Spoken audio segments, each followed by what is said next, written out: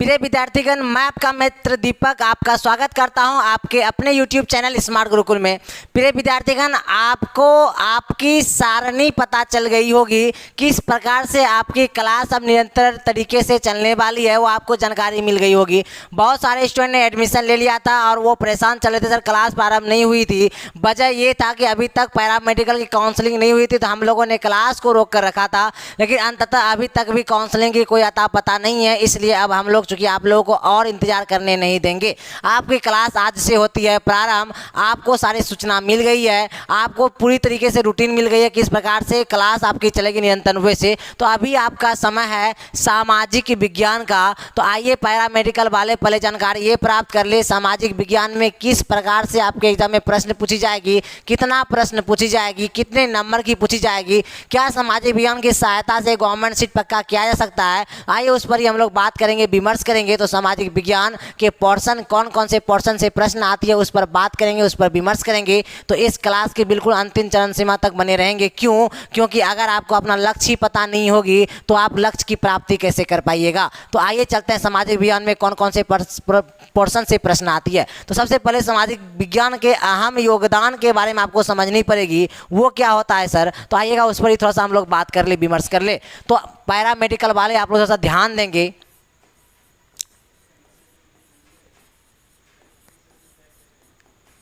Paramedical वाले आपको क्या करनी है, थोड़ा ध्यान देनी है और समझनी है जो मैं अभी बताने वाला हूँ। तो ध्यान देंगे आप लोग। पैरामेडिकल वाले, चूँकि आपको जानकारी है पैरामेडिकल को हम लोग पीएम से डिनोट करते हैं, और पैरामेडिकल में मैंने पहले भी इन चीज़ों से आपको जानकारी दे रखा था। क्या सर? आप लोगों को पहले से जानकारी ये चीज़ को बारे में मैंने दे रखा था, और वो ये है कि आपके एग्ज़ाम में जो पूछी जाती है सर जीएस का पोर्शन, अर्थात आपका जो सिलेबस है, ये मैंने आपको पहले ही बता दिया। और कुछ इस प्रकार से मैंने बताया है कि जीएस अर्थात जनरल साइंस कुल कितने मार्क्स की पूछी जाती है। तो नंबर ऑफ क्वेश्चन जो जीएस का रहता है सर वो 25 रहती है। और जब आगे चलेंगे सर, तो आगे चलेंगे सामाजिक विज्ञान या सामान्य विज्ञान की ओर जब हम लोग चलेंगे, तो सामान्य ज्ञान की ओर जब चलेंगे, जिसे हम लोग बोलते हैं सर जीके का पोर्शन, इस पोर्शन से जो प्रश्न आती है वो 20 प्रश्न आती है। इसके बारे में आपको जानकारी है, तो ये चीज़ को ध्यान से समझने का प्रयास आप लोगों को करनी है। तो ध्यान देंगे। उसके बाद सर क्या आती है, तो उसके बाद मैंने आपको बताया था बाकी से जितना भी सब्जेक्ट है सब 15 क्वेश्चन मात्र आती है, अर्थात सिर्फ और सिर्फ 15 क्वेश्चन रहती है। अर्थात आप किसके बाद आपकी बच गई सर, क्या बच गई सर, इसके बाद बच गई आपकी हिंदी। तो हिंदी में प्रश्नों की संख्या कितना, तो मैं आपको बता दूं सर 15 अर्थात 15। और उसके बाद सर इंग्लिश में प्रश्नों की संख्या कितनी, तो वो भी आपकी रहती है सर 15 अर्थात 15 ही रहती है। नहीं, ये बाकी से चीज़ें तो आपको हो गई, हिंदी हो गई सर, और क्या हो गई, इंग्लिश एक बच गई आपकी मैथ सर, और मैथ भी जो रहती है आपकी प्रश्नों की संख्या कितना सर 15। तो ध्यान देंगे, सबसे ज़्यादा प्रश्नों की संख्या सर कहाँ दिख रही है, तो बोलेंगे सर जीएस मतलब जनरल साइंस में प्रश्नों की संख्या है सर 25। और उसके तुरंत बाद जो आपको सबसे ज़्यादा प्रश्नों की सूचियां हैं वो आएगी आपको सामान्य ज्ञान से ही आएगी। और हम लोग जानते हैं सर कि how many question are in your examination board are asking from your board exam, मतलब आपके बोर्ड एग्जाम के द्वारा कुल मिला के प्रश्नों की संख्या कितना पूछी जाती है सर, तो बोलेंगे सर 90 अर्थात 90 पूछी जाती है। ईच एंड एवरी प्रश्न जो होती है सर वो 5-5 नंबर की होती है। अगर देखा जाए कुल मिला के 450 नंबर का आपका एग्जाम होता है। लेकिन बात को समझेंगे कि सामान्य ज्ञान अगर ये जीके का पोर्शन अगर आपका ठीक हो जाए, तो यहाँ से अगर गुना करते हैं हम लोग 5 से, चूँकि प्रत्येक प्रश्न का 5 अंक निर्धारित होती है, तो 100 नंबर का, तो यहाँ से ही आपको 100 नंबर प्राप्त हो जाती है। अर्थात अगर आप जीके का पोर्शन अच्छा कर लेते हैं तो यहाँ से एक गवर्नमेंट सीट आप पक्का कर पाएंगे। तो आइएगा बिना देर के हम लोग ये चीज़ों को समझे और समझने का पूरी तरीके से प्रयत्न करें, प्रयास करें कि आप लोगों का जो है सिलेबस है सर जीके का अर्थात सामान्य ज्ञान का किस प्रकार से है। तो यहाँ पर हम लोग हेडिंग दे रहे हैं सर, यहाँ पर हम लोग हेडिंग दे रहे हैं सामान्य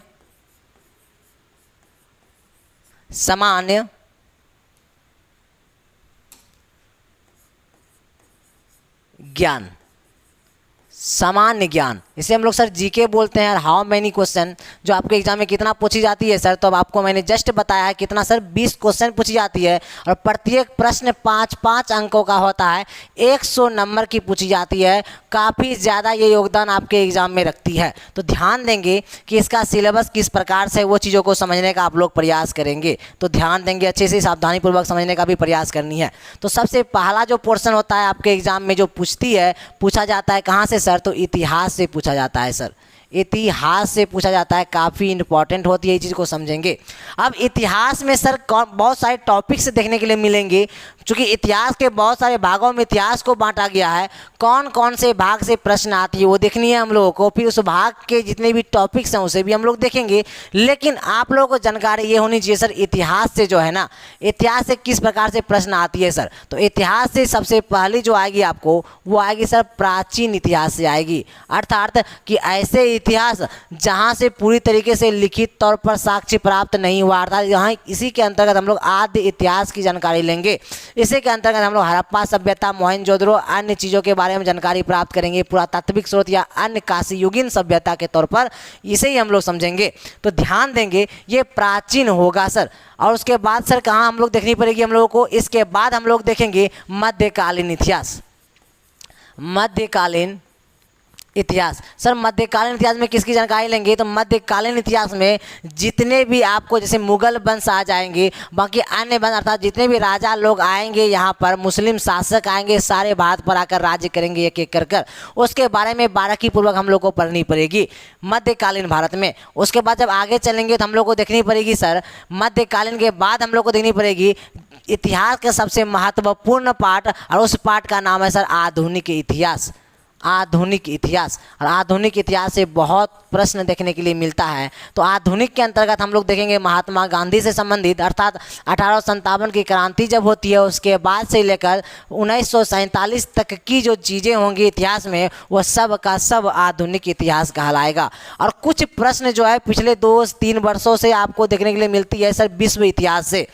मतलब कि इसके अंतर्गत कुछ चीज़ों को देखनी पड़ेगी, जैसे विश्व युद्ध किस प्रकार से हुआ, किनके बीच हुआ, या विश्व युद्ध कब कब हुआ है। तो प्रथम, द्वितीय, तृतीय, अन्य विश्व युद्ध के संबंधित बातों को पूछा जाता है। इसे हम कह सकेंगे सर, इसके अंतर्गत हम लोग विश्व इतिहास का अध्ययन करेंगे। तो इसके अंतर्गत कौन कौन से टॉपिक को देखेंगे, जब हम लोग इतिहास प्रारंभ करेंगे तब बताएंगे, ठीक है। अब देखेंगे इसके बाद जो आपके सिलेबस में है सर, वो क्या है सर, वो है इसके बाद आपका भूगोल। क्या है सर, भूगोल। लेकिन भूगोल में एक चीज़ आपको देखा गया है कि जब भी प्रश्न भूगोल से संबंधित पूछा गया है सर, वो हमेशा कहाँ से पूछी गई है, सिर्फ और सिर्फ भारतीय भूगोल से प्रश्न देखने के लिए मिला है। कुछ प्रश्न जो विविध होती है वो विश्व भूगोल से संबंध जरूर रखता है, वो विविध में हम आपको सारी चर्चाएँ कर देंगे तो हम कह सकेंगे। तो भूगोल का जो प्रश्न आता है वो कहाँ से आता है सर, वो आता है भारतीय भूगोल से, सिर्फ भारतीय भूगोल से संबंधित आता है। तो भारतीय भूगोल को अच्छे से हम लोग अगर देख लेंगे तो सारे प्रश्न को हल कर पाएंगे। और तीसरा जो पोर्शन आएगी सामान्य ज्ञान अर्थात जीके का आएगी सर, वो आएगी सर राज्य व्यवस्था अर्थात पॉलिटिकल साइंस से आएगी, जिस पर हम लोगों को संविधान का अध्ययन करना पड़ेगा। संविधान मतलब जितनी भी अनुच्छेद है उनकी जानकारी संविधान के अंतर्गत कर लेंगे। उसके बाद संघीय व्यवस्था और राज्य व्यवस्थाओं का भी अध्ययन करनी पड़ेगी। ये दो चीज़ों का वेटेज जो होती है इस दो टॉपिक का, वो ज़्यादा होती है सर किसके अंदर, पॉलिटिकल साइंस से हम लोग बोलते हैं भारतीय राज्य व्यवस्था। भारतीय राज्य व्यवस्था, भारतीय राज्य व्यवस्था सर, इसके अंतर्गत कौन कौन से टॉपिक्स को महत्वपूर्णता अगर दी गई है या पूछी जाती है सर, तो मैं उसको बताऊं। जस्ट मैंने बताया आपको संविधान, संविधान से काफ़ी ज़्यादा प्रश्नों का निर्माण होता है सर। उसके बाद सर, उसके बाद जब हम लोग आगे बढ़ेंगे तो हम लोग को देखना पड़ेगा कि केंद्र एवं राज्य के सरकार का अध्ययन करना पड़ेगा, एवं राज्य सरकार। उसके बाद सर, उसके बाद विधान परिषद, एवं उसके बाद हम लोग को देखना पड़ेगा विधान परिषद और राज्य परिषद के बारे में देखना पड़ेगा। हम लोग कह सकेंगे कि विधान परिषद नहीं, और इसी में देख लेंगे सर विधान सभा के संबंधित चीज़ों को, तो लिख सकेंगे हम लोग विधान सभा। ये टॉपिक छोटी दिख रही है लेकिन प्रश्न का वेटेज काफ़ी ज़्यादा यहाँ से देखने के लिए मिलता है। ये 3 पोर्शन हो गई सर। आशा करते हैं इन चीज़ों को तो आप लोग समझ ही रहे होंगे। तो थोड़ा सा मैं ये जो पहले से आपको जानकारी है जो मैं समझाना चाह रहा था आपको कि जीके का किस प्रकार से आपका योगदान आपके एग्जाम में है, ये आप समझ चुके हैं। तो आइएगा, चूँकि हम सिलेबस को पहले समाप्त कर ले। तीसरा और चौथा टॉपिक जो आपके एग्जाम के दृष्टिकोण से काफ़ी ज़्यादा इंपॉर्टेंट और बार बार जो पूछी जाती है वो होता है सर भारतीय अर्थव्यवस्था। भारतीय अर्थव्यवस्था। सर अर्थव्यवस्था में कौन कौन सा टॉपिक काफ़ी इंपॉर्टेंट है जो टॉपिक आपको दिए, चूँकि आपका सिलेबस है और यहाँ से जब प्रश्न दिया गया कि यहाँ से हम पूछेंगे तो प्रश्न निश्चित तौर पे यहाँ से ही प्रश्न रहेगी, क्योंकि जब भी आपके बोर्ड के द्वारा प्रश्न पूछी गई आपके सिलेबस से बाहर नहीं रही है। कुछ प्रश्न की अगर वेटेज अगर दिखती भी है तो वो हम आपको हमेशा विविध में पढ़ा दिया करते हैं, एक भी प्रश्न छूटने की चांसेस कभी नहीं रही है और आगे आप लोगों के समक्ष भी नहीं रहेगी। तो इसमें क्या देखनी है सर, सबसे पहली और महत्वपूर्ण जो चीज़ें हैं वो है सर पंचवर्षीय योजना। पंचवर्षीय योजना। उसके बाद सर इसके अंतर्गत जो हमको देखनी पड़ेगी सर, वो देखना पड़ेगा सर टैक्स से रिलेटेड चीज़ों को। आगे जब चलेंगे तो हम लोग को देखना पड़ेगा सर कि जनगणना 2011 के संबंधित जितनी भी जनगणना है उसे देखनी पड़ेगी, क्योंकि 2011 के जनगणना को ही अभी हम लोग वर्तमान समय में लेकर चल रहे होते हैं। आइएगा, और जो 5वां आपकी जो टॉपिक है सर वो क्या है सर, तो मैं आपको बता दूं काफ़ी इंपॉर्टेंट वो है सर कंप्यूटर से संबंधित प्रश्नों को यहाँ सर देखा जाता है। और छठा क्या है सर, तो ये है सर आपका स्टैटिक्स जीके है सर। ये स्टैटिक जीके क्या होता है, स्टैटिक जीके के अंतर्गत हम लोग जो है नदियाँ, पठार और किस राज्य की कौन सा नृत्य जो है महत्वपूर्णता रखती है और बिहार राज्य से संबंधित चीज़ों को हम लोग यहाँ ही देखेंगे। तो एक टॉपिक ही हम क्यों ना उसे बना लें। स्टैटिक में जितनी भी छोटी मोटी चीज़ें होंगी जो अलग सिलेबस से भी उठाकर डाले जाते हैं सब वो हम लोग देख लेंगे, अर्थात स्टैटिक जीके को हम लोग विविध के तौर के अंतर्गत रखते हैं। और चैप्टर नंबर 7 को जब हम लोग देखें इसमें सर इस सिलेबस के अनुसार जो आपके एग्जाम में दृष्टिकोण से, तो देखेंगे सर कि चूँकि बिहार एग्जाम लेती है तो बिहार से संबंधित प्रश्न तो दिखेगी और बिहार से संबंधित जो है आपका करंट अफेयर्स को भी दिखा जाएगा, करंट अफेयर्स को भी देखा जाएगा। अर्थात जो वर्तमान समय में जो घटित घटना होती है, महत्वपूर्णता रखती है वो घटना, वो प्रश्न पूछती है। ये छोटा सा का सिलेबस है, लेकिन इस सिलेबस को हम लोगों को बारीकी से पढ़ना पड़ेगा, क्योंकि सिलेबस में हम लोगों ने सबसे पहले इतिहास को रखा है। तो हमारी मानसिकता भी कहाँ रहेगी सर, इतिहास को ही प्रारंभ करने की होगी। जैसे और पढ़ने की तरीका हम लोग का क्या रहने वाला है, सपोज इतिहास हम लोग अगर पढ़ेंगे तो इतिहास में चूँकि अगर ये इस टॉपिक को देखनी है, सबसे पहले प्राचीन इतिहास को प्रारंभ करेंगे। तो प्राचीन इतिहास में कौन कौन से टॉपिक्स को देखनी है उस टॉपिक्स को मैं पहले आपको बता दूंगा, फिर प्राचीन इतिहास को मैं प्रारंभ करूंगा टॉपिक बाय टॉपिक। और जैसे एक टॉपिक समाप्त होती है उससे संबंधित एग्जाम में पूछे गए प्रश्न और जो कुछ प्रश्न एग्जाम में पूछी जाएगी वो भी प्रश्न को एक साथ आपके समक्ष लाएंगे और डिस्कशन कर देंगे और कुछ प्रश्नों की सूचियां आप तक मैं पहुंचा दूंगा ताकि आप लोग भी रिवीजन कर सके। और जैसे ही टॉपिक समाप्त होगी वैसे ही आपका टेस्ट हो जाएगी। तो यूँ कह सकते हैं कि प्रत्येक ये टॉपिक इसके अंतर्गत की जो टॉपिक आएगी वो ज़्यादा समय नहीं लगती, अर्थात साप्ताहिक आपकी टेस्ट जो चलेगी तो टॉपिक बाय टॉपिक टेस्ट भी चलेगी। आप लोग अपना तैयारी को धीरे धीरे नियंत्रण कर पाएंगे। अर्थात कहा जाता है slow and steady wins the race, धीरे धीरे और लगातार ही आप अपने मंजिल तक पहुंच पाएंगे और वैसे ही पहुंचेंगे, आप लोग बस लगे रहेंगे। तो आइएगा, ये आपका सिलेबस था और हम लोग बिना देर किए इस सिलेबस को आपको मैंने बताया, आपने ये समझ भी लिया होगा। आशा करते हैं ये आपका ऑफिशियल वेबसाइट जो DCSE बोर्ड आपकी एग्जाम लेती है उसके द्वारा जारी किया गया सिलेबस है, मैंने आप तक पहुँचाया। तो आइए बिना देर किए हम लोग करेंगे इतिहास को प्रारंभ। तो इतिहास को हम लोग करते हैं प्रारंभ। तो एक अपने पास नोटबुक रखेंगे। सपोज अगर हम लोग इतिहास के टॉपिक पढ़ेंगे जीके में तो इतिहास के लिए छोटा सा का पतला आप कॉपी अगर अलग रखेंगे, भूगोल के लिए भारतीय राज्य व्यवस्था, चूँकि इससे क्या होगा कि आपकी मानसिक संतुलन बनी रहेगी ताकि आप अच्छे से अपना पढ़ाई के ऊपर अपना प्राथमिकता दे पाएंगे और उसे प्राइमरी समझ पाएंगे और अपनी पढ़ाई को निरंतर आगे कर पाएंगे। अंततः आप सफल हो पाएंगे, गवर्नमेंट सीट पक्का कर पाएंगे।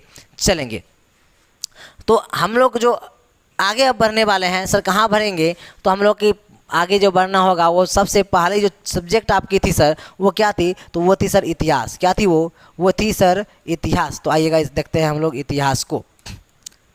तो हेडिंग देंगे हम लोग इतिहास।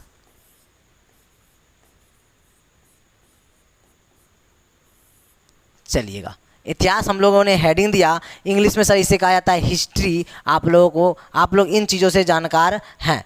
है ना। चलेंगे आगे चलते हैं हम लोग। अब बात थोड़ी सी, चूँकि इतिहास प्रारंभ कर रहे हैं तो इनकी चीज़ों को तो देखेंगे ही, लेकिन पहले ये समझ ले कि आखिर इतिहास है क्या, इसकी आवश्यकता क्यों पड़ा और इसका क्या क्या योगदान है, ताकि हम लोग को किस प्रकार से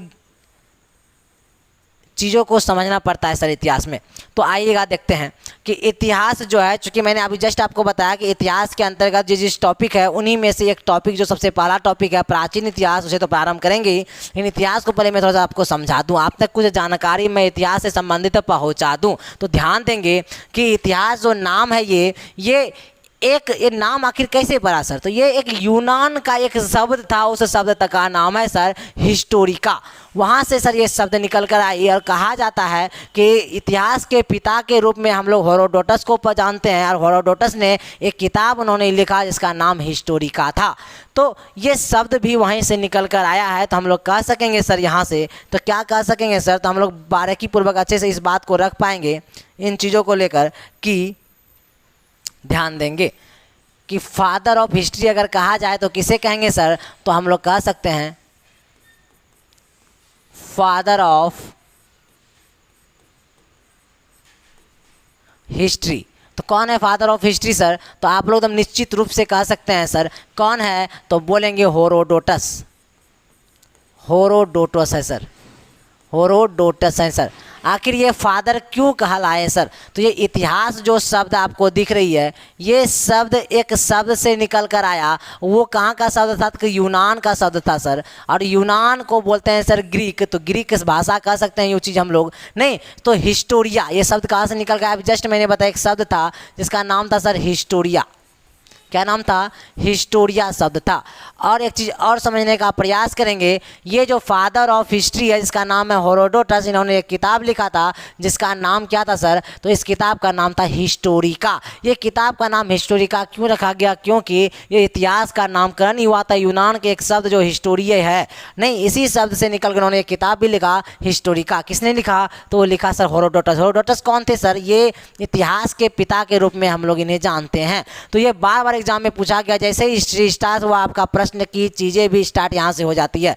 यहाँ से प्रश्न कई बार निकल के आई है कि इतिहास के पिता के रूप में किन्हें जानते हैं, तो आप लोग निश्चित रूप से जवाब दे पाएंगे। आप क्या देंगे सर जवाब, तो हेरोडोटस देंगे। और एक प्रश्न पूछी जाती है हिस्टोरिका नामक जो किताब है, ये पुस्तक हिस्टोरिका नामक जो पुस्तक है इसके रचयिता कौन है, तो क्या बोलेंगे हेरोडोटस है सर। ये छोटी छोटी जानकारी जो थी ये जैसे ही स्टार्ट की वैसे ही प्रश्नों का संग्रह प्रारंभ हो गया। मैं बार बार आपको बोलता हूँ कि इतिहास से, चूँकि ये तो जो समाज ज्ञान था अर्थात ये जो सामान्य ज्ञान था, इससे प्रश्नों की संख्या 20 अर्थात 20 थी। प्रत्येक प्रश्न 5-5 नंबर का 100 नंबर की पूछती है, अर्थात काफ़ी ज़्यादा ये वेटेज रखती है। अगर इसे क्लियर कर लेंगे तो एक गवर्नमेंट सीट पक्का तो हो ही जाएगी। लेकिन ये पूरे जीके में, पूरे सामान्य ज्ञान में जितने भी टॉपिक्स थी उनमें से जो जितने भी आपको दिख रही थी सब्जेक्ट, उनमें से जो एक सब्जेक्ट इतिहास है, इससे प्रश्नों की अधिकता काफ़ी ज़्यादा दिखती है। जैसे हम लोगों ने इतिहास प्रारंभ किया, आपका प्रश्न यहाँ पर दिखना प्रारंभ हो गया है। तो आइएगा, ये छोटी छोटी चीज़ें हैं सर। अब एक चीज़ को और समझने का प्रयास कीजिएगा कि इतिहास जो है अभी वर्तमान समय में, सपोज अगर हम लोग मॉडर्न हिस्ट्री पढ़ेंगे, वहाँ महात्मा गांधी अन्य लोगों की जानकारी प्राप्त करेंगे, तो इन लोगों का लिखित रूप से या इन लोगों को देखने वाले लोग सबूत के तौर पर अर्थात साक्ष्य प्राप्त पूरी तरीके से होता है। इसे तो हम लोग इतिहास के अंतर्गत रखेंगे ही। उसके पहले वाले इतिहास में क्या होती है, जो मध्यकालीन इतिहास होगी उसमें बहुत सारे अभिलेख हैं, शिलालेख हैं। साथ में अगर धर्म को देखा जाए तो धर्म से आधारित भी कुछ साक्ष्य मिलते हैं, जिसके आधार पर हम लोग कहते हैं कि ये इतिहास के अंतर्गत है, अर्थात हम ये मध्यकालीन इतिहास के अंतर्गत इसे रखते हैं। लेकिन मध्यकालीन से ऊपर भी तो जीवन की उत्पत्ति जब हुई थी उस समय से लेकर जो वर्तमान समय की चीज़ें रही होगी उसे भी तो इतिहास के अंतर्गत रखेंगे। लेकिन वहाँ पर पूरी तरीके से साक्ष्य प्राप्त नहीं हो पाया है, या कुछ साक्ष्य अगर प्राप्त भी हुआ है तो उसमें जिस प्रकार से लिखित तौर पर जानकारी मिली है उसे लोग अभी तक नहीं पढ़ पाए। वो कौन सी भाषा थी लोगों को अभी तक भी पता नहीं चल पाया। तो उस सारी चीज़ों की जो घटनाएं हैं उसे हम लोग क्या बोलते हैं सर, उस सबको हम लोग बोलते हैं आद्य इतिहास के अंतर्गत रखते हैं, जिसे हम लोग प्राचीन इतिहास के अंतर्गत रीड करेंगे अर्थात अध्ययन करेंगे। तो ध्यान देंगे, इतिहास से कुछ संबंधित बातों से मैं आपको थोड़ा सा अवगत कराना चाहता हूँ, इन चीज़ को समझेंगे। इन सब चीज़ को समझने का प्रयास कीजिएगा ज़रा सा। तो क्या समझनी है, तो समझना जो मैं चाह रहा हूँ आपको वो समझेंगे आप लोग। क्या समझनी है, तो ध्यान देने योग्य जो बातें हैं सर वो क्या है, आइए उसे हम लोग देखते हैं। आइएगा, मैं आपको जैसा बता दूँ कि ये सपोज ये इतिहास की क्या है सर, सपोज हम लोग देखते हैं क्या कि ये इतिहास का मैं एक रेखा लेकर जा रहा हूँ। सपोज यहाँ से इतिहास प्रारंभ हुई, यहाँ से इतिहास क्या हुई सर, प्रारंभ हुई, और अंततः इतिहास कहाँ पर जाकर समाप्त हुई, वहाँ पर जाकर समाप्त हुई। ये हम लोग क्या करते हैं सर, समझते हैं। ये चीज़ हम लोग को क्या कर रहे हैं सर, ये हम लोग समझ रहे हैं, लेकिन चीज़ों को समझने का प्रयास कीजिएगा जो मैं आपको समझाना चाह रहा हूँ। ध्यान देंगे, सपोज अगर इतिहास यहाँ से प्रारंभ हुई, सपोज अगर इतिहास क्या होती है, यहाँ से प्रारंभ होती है, तो सर ध्यान देंगे यहाँ कब से प्रारंभ होती है सर, अच्छी तरीके से अगर इतिहास की हम लोग जो गणना करते हैं वो कब से करते हैं, तो ध्यान देंगे वो चीज़ को मैं बताने जाने वाला हूँ आपको। तो वो करते हैं सर 1707 ईस्वी से, एक्चुअली 1707 नहीं, 1707 ईसा पूर्व से। सर ये ईसा पूर्व क्या होता है, ये इस पर भी विचार करें, चूँकि आज आपका फर्स्ट क्लास है, कुछ बेसिक चीज़ों से जानकारी तो मैं आपको दे ही दूंगा, लेकिन एक सेकेंड रुक कर। 1707 से यहाँ से इतिहास होती है सर प्रारंभ। इसके बाद जब इतिहास यहाँ तक पहुँचती है तो इस जगह को बोलते हैं सर, जानते हैं क्या सर, क्या 1857 की क्रांति। 1857 की क्या बोलते हैं सर, क्रांति, क्रांति। और उसके बाद जब यहाँ पर आएंगे सर तो इसे हम लोग बोलेंगे सर, जानते हैं क्या, 1947 को देख दिए। जो मैं आपको समझाना चाह रहा हूँ उस चीज़ को समझने का प्रयास कीजिएगा। ध्यान देने योग्य जो बातें हैं उस पर जरा विमर्श करें आप लोग और विचार करें और समझने का पूरी तरीके से प्रयास करनी है चीज़ों को। ध्यान देंगे 1707 से लेकर 1707 ईसा पूर्व से लेकर जो 1857 की क्रांति, 1857 की क्रांति का अर्थ ये हुआ, ये आपके 1857 ईस्वी की बात बोल रही है, ईसा पूर्व की नहीं, ये ईस्वी है। ये 1947 भी क्या आपका है, ईस्वी है। और ये ईस्वी और ये ईसा पूर्व में क्या अंतर है, अभी जस्ट एक सेकंड के बाद मैं चर्चा करूंगा, लेकिन जो समझाना चाह रहा हूँ चीज़ को समझिए आप लोग। ध्यान देंगे चीज़ों को आप लोग, जरा सा ध्यान क्या देनी है सर, आइएगा वही तो हम बताना चाह रहे हैं। ध्यान देंगे, ध्यान ये देना है कि ये जो बीच की जो समय आपको दिख रही है यहाँ पर, ये क्या कहलाएगा सर, तो इसे हम लोग बोलेंगे, जानते हैं, प्राचीन इतिहास। क्या कहलाएगा ये कहलाएगा आपका प्राचीन इतिहास। ये प्राचीन इतिहास कहलाएगा। कब से कब तक, 1707 ईसा पूर्व से 1857 की क्रांति तक की जो दूरी होगी वो कहलाएगी प्राचीन इतिहास। लेकिन जैसे 1857 से लेकर 1857 से लेकर जो चीज़ों को हम लोग 1947 तक देखेंगे, ये आपका कहलाएगा सर मॉडर्न हिस्ट्री। क्या कहलाएगा ये मॉडर्न हिस्ट्री, अर्थात क्या, आधुनिक भारत कहलाएगा। क्या कहलाएगा ये, आधुनिक भारत का इतिहास, आधुनिक भारत का इतिहास, भारत का इतिहास या आधुनिक भारत हम लोग लिख सकते हैं। तो ध्यान देंगे भारत का इतिहास, लेकिन इसमें भी कुछ चीज़ों को समझनी है, वो समझने का प्रयास कीजिएगा। सर क्या समझनी है, समझनी ये है कि 1707 ईसा पूर्व से लेकर 1857 ईसा पूर्व के बीच में जो बहुत सारी चीज़ें देखने के लिए मिला होगा वो क्या होगी सर, वो चीज़ को समझिएगा। वो ये है कि इसके पहले भी तो चीज़ें रही होगी, बहुत सारे इतिहास की चीज़ें इसके पहले भी रही होगी जिसके ज्ञाता हम लोग नहीं हैं। इसलिए क्या किया गया है कि ये इतिहास को दो रूपों में ही हम लोग वास्तविक रूप में अध्ययन करते हैं, लेकिन उसके बाद जब इतिहास का अध्ययन हम लोग करना प्रारंभ किए, ये लगभग 1800 ईसा पूर्व के बाद, ईस्वी के बाद, तब क्या हुई कि ये 1707 से लेकर 1857 के ईस्वी के बीच को हम लोगों ने क्या कर दिया, इसे मध्यकालीन भारत के अंतर्गत रख दिया। बाकी इस प्राचीन इतिहास को रखकर इसके पीछे वाले जितने भी इतिहास हो पाए थे, अर्थात यहाँ हम लोग इस ईसा मसीह के जन्म से पहले और जन्म से कुछ दूर बाद तक की जो इतिहास की चीज़ें थी उसे हम लोग प्राचीन बोल दिए। बाकी इन दोनों के बीच के इतिहास को क्या बोल दिए, प्राचीन इतिहास ना बोलकर इसे मध्यकालीन भारत का इतिहास हम लोगों ने बोलना कर दिया प्रारंभ। तो ये प्राचीन इतिहास यहाँ से होती है समाप्त, और ये उठकर कहाँ आती है सर, यहाँ। तो एक सेकेंड रुकेंगे, ये प्राचीन इतिहास कहाँ आ जाएगी सर, आपकी यहाँ आ जाएगी प्राचीन इतिहास। और यहाँ पर क्या आगे सर, इसे कहा जाता है सर मध्यकालीन इतिहास। ये चीज़ को रखना है आप लोगों को अपने ध्यान में, ठीक है। जब ऐसा चीज़ें होंगी, तो मैंने अभी जस्ट क्या बताया, मैंने जस्ट बताया कि ये जब यहाँ आ गई तो जितनी भी ईसा पूर्व की चीज़ें थी इसके पहले होगी। मैंने क्या बताया कि ईसा मसीह के पहले के वर्षों को ईसा पूर्व कहेंगे। अभी जस्ट मैं बताने वाला हूँ वो सारा इतिहास और कुछ उसके बाद वाले वो सब का सब क्या कहलाया सर, प्राचीन कहलाया। तो क्या हो जाएगी, तो ध्यान देंगे तो यहाँ से ये जो ईस्वी है ये ईसा पूर्व यहाँ नहीं रहेगी। कहाँ आएगी सर, इसके बाद की जितनी भी चीज़ें रहेगी उसे हम लोग अब कहेंगे प्राचीन इतिहास। तो इसके बाद सर कहाँ रहेगी, तो ईसा मसीह का जब जन्म हुआ इसके बाद के इतिहास और इसके कुछ आगे तक के इतिहास ये सब का सब क्या कहलाएगा, ये कहलाएगा सर प्राचीन इतिहास। जहाँ पर आद्य, यहाँ पर इसे ही कहेंगे सर हम लोग, चूँकि प्राचीन इतिहास के अंतर्गत दो चीज़ों को देखना पड़ेगा। कौन कौन सा, एक आदि इतिहास जिनकी जानकारी बिल्कुल भी प्राप्त नहीं हो पाई हम लोगों को, या थोड़ी थोड़ी जानकारी प्राप्त हुई, और कुछ ऐसे भी इतिहास के अंदर जानकारी लेंगे जहाँ पर बहुत कुछ जानकारी हमको मिलती है। जैसे क्या हड़प्पा सभ्यता, मोहनजोदड़ो, लोथल या अन्य चीज़ों के बारे में जो जानकारी हम लोग प्राप्त करेंगे या सिक्के के बारे में जानकारी लेंगे वो यहीं से करेंगे। तो ध्यान देंगे इस प्रकार से इतिहास को हम लोग अध्ययन करते हैं और करेंगे भी। एक चीज़ और समझ ले आप, थोड़ा सा छोटा इसे मैं कर दूँ, थोड़ा सा छोटा करके मैं इसके समझाने का प्रयास करता हूँ। ध्यान देंगे आप लोग, थोड़ा धैर्य रखेंगे और समझने का पूरा प्रयत्न करेंगे। क्या समझनी है, आइए उस पर बात करते हैं। समझनी ये है आप लोगों को, ध्यान देंगे, समझना क्या है सर, आप लोगों को समझना है सर ईस्वी, ईस्वी और क्या सर, और समझनी है हम लोगों को ईसा पूर्व समझनी है। तो ये हम एक डाटा, जिस प्रकार से ये डाटा समझाएं इसी प्रकार से एक डाटा हम समझाना चाहेंगे। इसे समझने का आप लोग क्या कीजिएगा, पूरा प्रयास कीजिएगा। जैसे वर्तमान में अभी क्या चल रहा है सर, ये चल रहा है 2023 चल रही है। तो हम लोग क्या कहते हैं सर, जब ईसा मसीह का जन्म हुआ होगा उसे हम लोग कभी न कभी ये जीरो रहा होगा। ईसा मसीह का जब जन्म हुआ होगा, यहाँ लिख सकते हैं हम लोग ईसा मसीह, ईसा मसीह का जब जन्म हुआ होगा वहाँ 0 वर्ष हुई रही होगी। अर्थात जब 2023 है तो कभी न कभी ये 1000 भी रहा होगा, और कभी कभी ये 500 भी रहा होगा, और कभी न कभी ये 100 भी रहा होगा। ये घटते घटते कभी न कभी एक 0 आया होगा।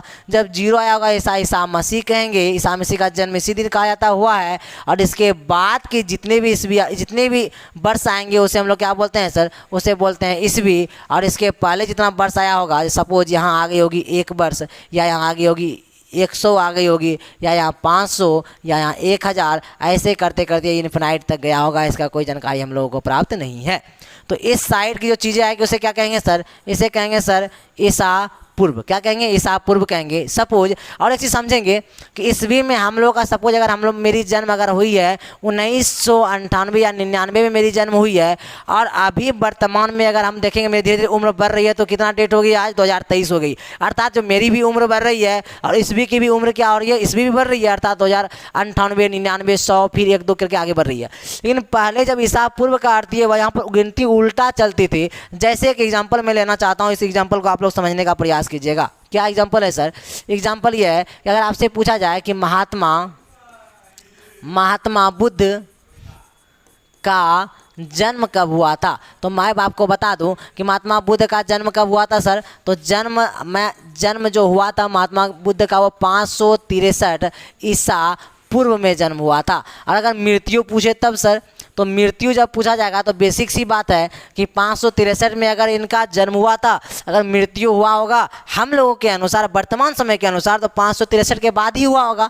जन्म हुआ तो बाद में हुआ होगा, लेकिन ऐसा नहीं होता है। जब इसका हम लोग मृत्यु पढ़ते हैं तो कब पढ़ते हैं सर, कब पढ़ते हैं बताएंगे तो आप लोगों को बोलना पड़ेगा। कोई जवाब देंगे तो बोलेंगे सर 528 कई जगह मानी जाती है, कई जगह 468 भी देखी जाती है। तो हिसाब क्या होगी सर, पूर्व। कहा जाता है 528 में इन्होंने क्या किया था, इनको जो ज्ञान की प्राप्ति हो उसी समय इन्होंने अपना पूरा देह को क्या कर देता है सर, ये त्याग का भाव रखती है और त्याग कर देते हैं पूरे अपने शरीर को त्याग कर दिया जाता है। तो इस प्रकार से सपोज ये यहाँ 63 में अगर जन्म हुआ तो इसका मृत्यु 63 के बाद ही होना चाहिए था, लेकिन मृत्यु कब माना जाता है इसका 28 में, 28 महीना माना जाता है। इसका मतलब उसकी उम्र घट गई क्या, नहीं, उम्र बढ़ी, लेकिन उल्टा चलता था। पहले ईसा मसीह के, पहले ईसा मसीह के बाद क्या होती है, सीधा हम लोगों की चल रही है।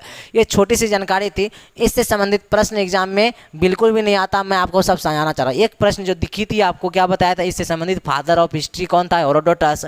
और ये जो इतिहास का शब्द कौन से शब्द से निकल कर आया था, यह आया था सर हिस्टोरिया, जो यूनान का शब्द है सर। इन्होंने एक किताब भी लिखा था सर, नहीं वो भी मैंने आपको बताया। नहीं, ये छोटी छोटी बातें से मैंने आपको अवगत कर दिया। अब थोड़ी सी जानकारी और प्राप्त कर ले सर। क्या प्राप्त कर ले आप लोग, थोड़ी सी जानकारी प्राप्त कर ले आप लोग कि जो इतिहास का जो साक्ष्य किस प्रकार से मिले हैं, इतिहास को कैसे हम लोग जानकारी के तौर पर रखते हैं। ध्यान देंगे चलेंगे कि इतिहास के साक्ष्य किस प्रकार के मिले हैं। इतिहास के साक्ष्य, साक्ष्य मतलब सर, साक्ष्य का अर्थ हुआ किस आधार पर हम लोग इतिहास का अध्ययन करते हैं या फिर इतिहास को कैसे समझते हैं कि कब ईसा मसीह का जन्म हुआ था, उसके पहले क्या हुई, या कब सिकंदर भारत आया, या उसके बाद महात्मा बुद्ध की जन्म कब हुई, मृत्यु कब हुई, महावीर की जन्म कब हुई, मृत्यु कब हुई, इन सब चीज़ों के बारे में जानकारी कैसे कर पाते हैं। तो उनका कहीं ना कहीं लिखित तौर पर साक्ष्य प्राप्त होगा, सबूत होगी लिखित तौर पर, या हो सकता है कुछ हम लोगों को कुछ ना कुछ सबूत मिली होगी तब तो इन चीज़ों का अध्ययन कर पाए थे, वही चीज़ें हैं आपका। तो साक्ष्य किस प्रकार से मिला है सर, आइए उसी को देखने का प्रयत्न करते हैं और प्रयास करते हैं। तो पहला जो साक्ष्य प्राप्त होता है क्या होता है, साक्ष्य मतलब स्रोत, मतलब सोर्स कह सकते हैं हम लोग। एक हेडिंग हम लोग इस प्रकार से दे सकते हैं यहाँ पर सर, सोर्स नहीं, सोर्स मतलब कि स्रोत सर हम लोग लिख पाएंगे नहीं, स्रोत, जिसे हम लोग इंग्लिश में क्या बोलेंगे, सोर्स। सोर्स नहीं, क्या क्या सोर्स रहा होगा सर, तो आइए उसी को हम लोग देखने का प्रयत्न करते हैं और प्रयास करते हैं, ध्यान देंगे आप लोग जरा सा, चलिएगा। तो स्रोत क्या क्या है सर, तो पहला स्रोत माना जाता है क्या, तो मैं आपको बता दूं कि पुरातात्विक स्रोत, पुरातात्विक स्रोत। सर ये पुरातात्विक स्रोत होता क्या है सर, पुरातात्विक स्रोत के अंतर्गत हम लोग क्या करते हैं, क्या क्या चीज़ें देखने के लिए मिलता है, क्या क्या सबूत मिलती है, तो यहाँ से आपको मिलेगी अवशेष, क्या मिलेगी, अवशेष। सर अवशेष क्या होता है, अवशेष का अर्थ हुआ कि सपोज अगर अभी बहुत बड़ा भूकंप आ जाए, अगर मेरी यहाँ देहांत हो जाए तो मेरे साथ अगर सब कुछ मिट्टी के नीचे अगर चले जाए, या अगर स्मार्ट बोर्ड है तो मेरे साथ अगर स्मार्ट बोर्ड भी जाए और उतना दबाव ना पड़े, अगर टूटे फाटे ना, तो लोग देखेंगे ये कि स्मार्ट बोर्ड चीज़ें भी पहले रहा करता है, इसका मतलब मॉडर्न जीवन चल रहा थी पहले, ऐसा लोग अंदाजा लगा सकते हैं चीज़ों का। इस प्रकार से अवशेष मिला करते थे, पत्थर मिला करते थे, महल मिला करते थे, या किस प्रकार से नाला वगैरह बना वो सब कुछ मिला करते थे, ये हम लोग हड़प्पा सभ्यता में पढ़ेंगे। अवशेष मिला, और क्या मिलते थे सर, और स्मारक मिलते थे, स्मारक, स्मारक मतलब सर बहुत बहुत बड़े बड़े महल मंदिर मिला करते थे, और क्या सर, और अभिलेख मिला करते थे। सर अभिलेख क्या होता है सर, अभिलेख का अर्थ हुआ कि सपोज पहले लोग कुछ लिख कर रखा करते थे पत्थर में लिखा करते थे, वो लिखा हुआ चीज़ मिला करता था। इस अभिलेख को लोग कई लोग पढ़ने में कामयाब भी हुए और ज़्यादातर अभिलेख पढ़ने में लोग असफल हो गए थे। आगे चलते हैं, और क्या मिलेंगे सर, सिक्का मिला लोगों को, और क्या मिला, सिक्का के साथ साथ बहुत सारे मूर्तियाँ भी मिली। तो इससे लोग, ये साक्ष्य है सर, ये कौन सा साक्ष्य है सर, तो ये है सर पुरातात्विक स्रोत या पुरातात्विक साक्ष्य कहेंगे। दूसरा साक्ष्य किस प्रकार से मिला, तो कह सकते हैं सर साहित्य साक्ष्य मिला, साहित्य स्रोत बोल सकते हैं हम लोग। किस प्रकार का साहित्य स्रोत होता क्या है सर, आइए समझते हैं। तो साहित्य स्रोत के अंतर्गत लोग धार्मिक या गैर धार्मिक चीज़ों को समझ पाए थे, गैर धार्मिक नहीं, धर्म को मानने वाले लोग या नहीं मानने वाले लोग, या धर्म से चीज़ें से संबंधित चीज़ें भी आप लोग को देखने के लिए मिला, या कहानी के तौर पर लोगों ने धर्म बाय धर्म आगे बढ़ते चले गया, लोग इससे भी समझने का प्रयास किया, प्रयत्न किया। तो साहित्य स्रोत इस प्रकार से होता है। खैर आपके सिलेबस में है, इसे मैं बताने वाला हूँ, परेशान होने की आवश्यकता नहीं है। उसके बाद है कि सर, उसके बाद बहुत सारे विदेश के वैज्ञानिक, विदेश के लोग यहाँ आए, भारत में आकर फिर वो चले गए, तो उन लोग वैज्ञानिकों के द्वारा भी बहुत सारे चीज़ों को लिखा गया था, या उनके द्वारा भी बहुत कुछ बताया गया था, उनके द्वारा भी साक्ष्य बहुत सारा मिलेगा आगे चलकर। तो लिखेंगे विदेशी